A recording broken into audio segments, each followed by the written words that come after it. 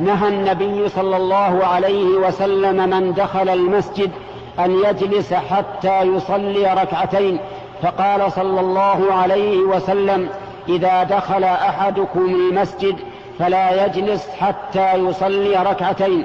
بل رأى النبي صلى الله عليه وسلم رجلا دخل وهو يخطب صلى الله عليه وسلم يوم الجمعة، فجلس الرجل فقال له: أصليت؟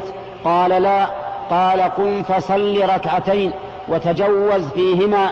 فلم يعذره النبي صلى الله عليه وسلم بالجلوس ولا لاستماع الخطبة حتى يقوم فيصلي ركعتين، ولكنه أمره أن يتجوز فيهما من أجل أن يستمع إلى الخطبة، لأن استماع الخطبة واجب.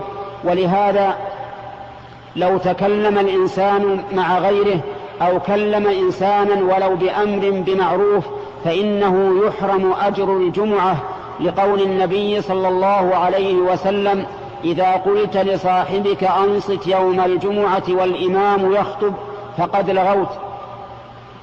فإذا دخل أحدكم المسجد في أي وقت كان من ليل أو نهار فلا يجلس حتى يصلي ركعتين، امتثالا لأمر رسول الله صلى الله عليه وسلم واجتنابا لنهيه صلوات الله وسلامه عليه.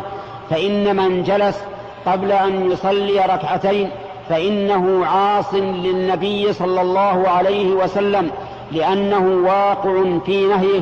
وسواء قلنا إن هذا النهي على سبيل الكراهة أو على سبيل التحريم، فإنه لا يليق بمؤمن أن يسمع ما قاله النبي صلى الله عليه وسلم: لا يجلس حتى يصلي ركعتين. لا يليق به أن يسمع ذلك ثم لا يصلي ركعتين